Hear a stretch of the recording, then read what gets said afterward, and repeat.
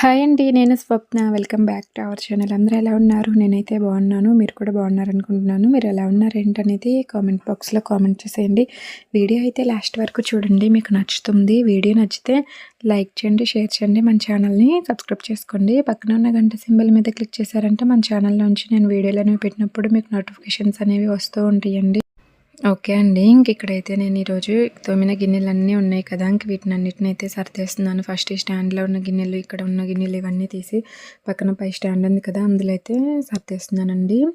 మనలో చాలామంది చిన్నప్పటి నుంచి ఏవేవో కలలు కంటూ అలా ఉండాలి, ఇలా ఉండాలి అనుకుంటూ ఉంటాం కదా! ఒక్కొక్కసారి అలా జరగనప్పుడు చాలా బాధగా అనిపిస్తూ ఉంటుంది. కాకపోతే కొంతమంది ఏంటంటే జరిగితే జరిగింది, లేకపోతే లేదు లైట్ తీసుకుంటారు. కాకపోతే కొంతమంది ఏంటంటే వాళ్ళు అనుకున్నది జరగాలి, అది జరగకపోతే చాలా బాధగా, దిగాలుగా ఉంటూ ఉంటారు కదా! దాన్ని ఆలోచించుకుంటూ, అదే మైండ్‌లో పెట్టుకుంటూ, హెల్త్ పాడు చేసుకుంటూ ఇట్లా చేస్తూ ఉంటారు. మనం ఏదైనా ఒకటి చేయాలి, సాధించాలి అనుకుంటే అలా అది అనుకోని కూర్చుంటే సరిపోదు కదా!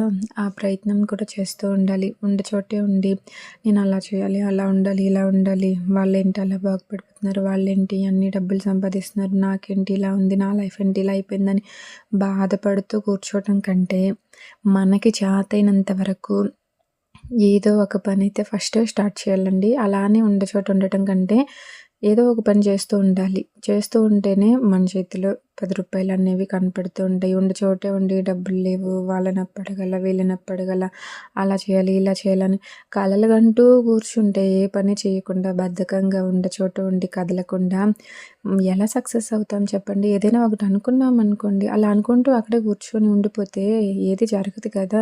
దానికి ఎలా చేయాలి ఏంటనేది మన ప్రయత్నం కూడా మనం చేస్తూ ఉండాలి. అలా చేస్తున్నప్పుడే మనకి సక్సెస్ అనేది వస్తూ ఉంటుంది. మనం ప్రయత్నించి ఓడిపోయామనుకోండి తప్పు లేదు. కానీ ప్రయత్నించకుండా ముందుగానే గెలుపు రావాలి, ఉండే చోట ఉండి గెలుపు రావాలనుకుంటే అది చాలా తప్పు. ఒక్కొక్కసారి ప్రయత్నించి ఓడిపోయిన సందర్భాల్లో కూడా అది మనకి మంచే నేర్పిస్తుంది. ప్రయత్నించాము, ఓడిపోయాము. ఈసారి ఇలా చేయకూడదు, అలా చేయాలి అని మనకి నేర్పిస్తుందనమాట. కానీ ఉండే చోటే ఉండి అలా గెలుపు రాలేదు, మనం ఏం చేయలేము, అలా ఇలా అనుకుంటూ ఉండటం అయితే చాలా రాంగ్ కదా!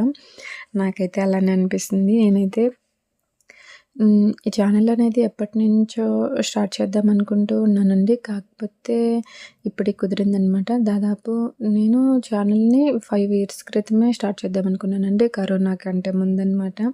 అప్పటినుంచి స్టార్ట్ చేయాలనుకుంటూ కొంచెం కొంచెం తెలుసుకుంటూ ఎలాగోలా ఇప్పటికైతే స్టార్ట్ చేశాను. కాకపోతే స్టార్ట్ చేసిన వెంటనే మనకి సక్సెస్ అనేది రాదు కదా! కొంచెం టైం పడుతుంది. సక్సెస్ రాలేదు.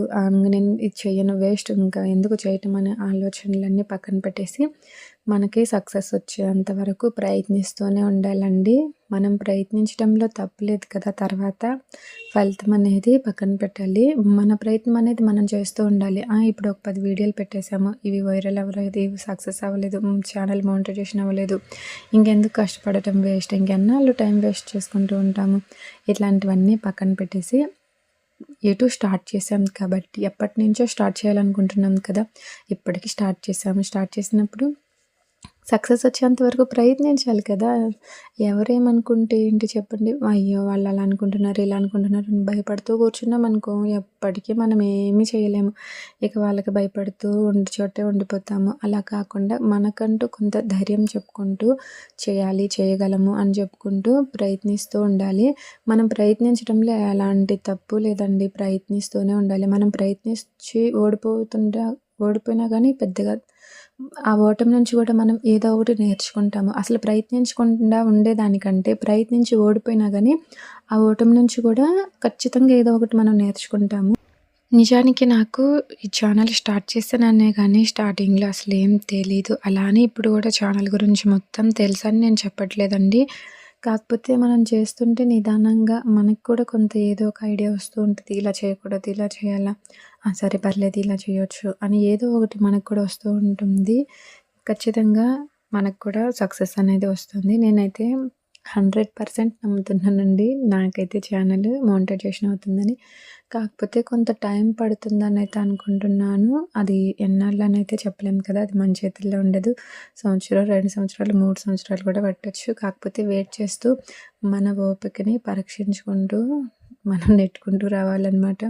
నాకు చాలా సార్లు అనిపించిందనమాట. ఇంక వేస్ట్‌లే ఛానలు ఎందుకు ఎంత పెట్టినా గానీ వ్యూస్ రావు, ఏం లేదు అవసరమా అనైతే అనిపిస్తూ ఉంటుంది. కాకపోతే నాకు ఎందుకలా అనిపిస్తుందో తెలియట్లేదనమాట. స్టార్టింగ్‌లో నేనైతే చాలా ఇంట్రెస్ట్‌గా చేశాను.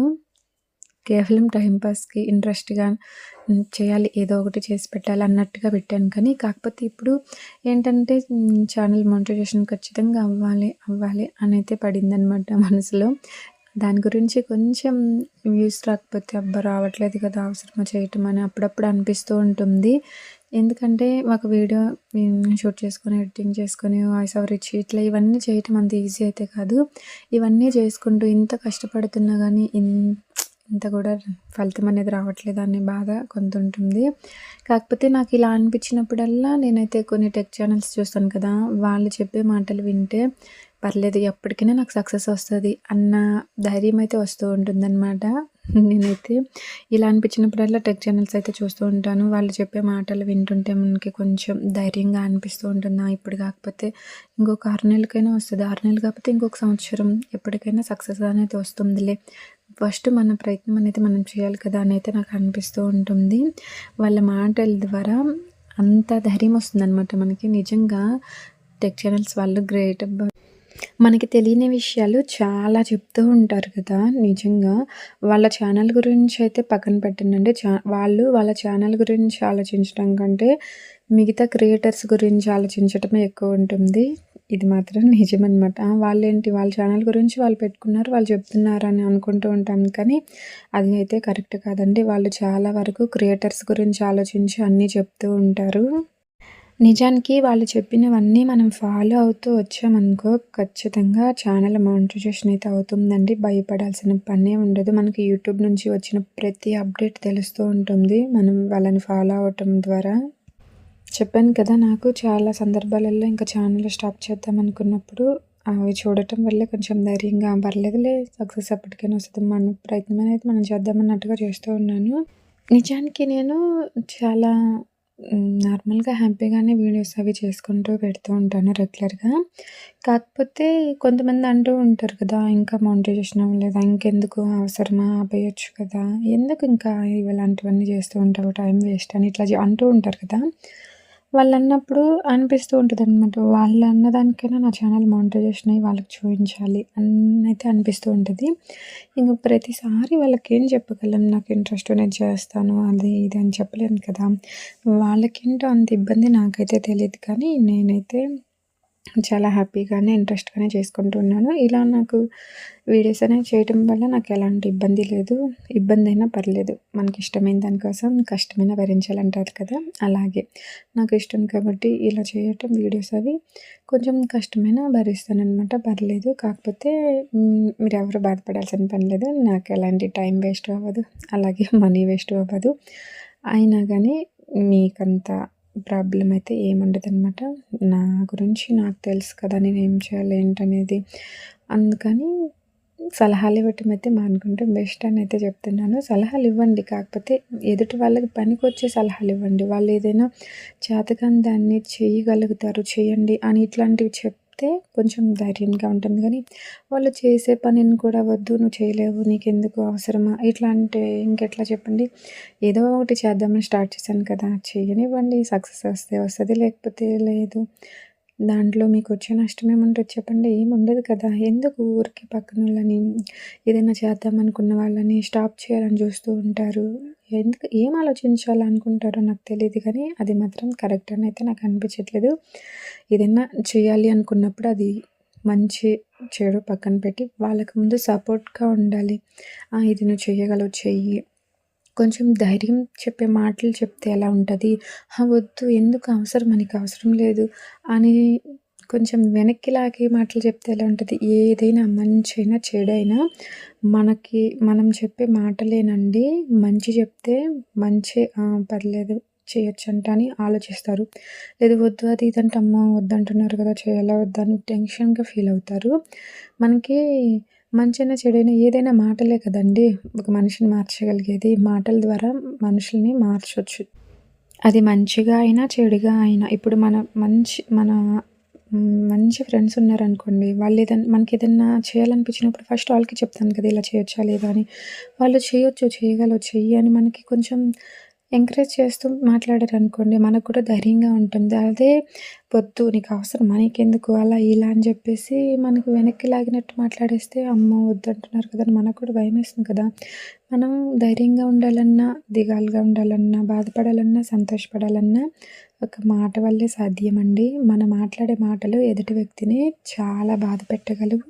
అలాగే చాలా సంతోషపరచగలవు. అలాగే చాలా కోపాన్ని కూడా తెప్పించగలవండి. అందుకే ఎప్పుడైనా సరే ఆచితూచి మాట్లాడాలంటారు.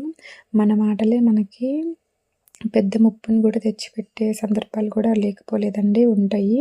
మన మాటల్ని చాలా ఆలోచించి మాట్లాడాలి. అది ఎదుటి వ్యక్తికి ఎలా మన మాటలు నచ్చుతున్నాయా లేదా ఇలాంటివన్నీ చూసుకుంటూ మాట్లాడామంటే మనం కూడా కొంచెం లైఫ్‌లో హ్యాపీగా ఉండగలుగుతాము. అలాగే మన వల్ల పక్కనోళ్ళు కూడా బాధపడకుండా ఉండగలుగుతారు. మాటల వల్ల ఏదైనా జరిగిపోయిద్దండి. బాధగా ఉన్నోళ్ళని సంతోషపెట్టొచ్చు, సంతోషంగా ఉన్నోళ్ళని బాధపడొచ్చు. పూర్తిగా 100% కాకపోయినా ఒక 80%, 90% అయినా ఇది జరుగుతుంది. మీరేమంటారు? అవునా కదా?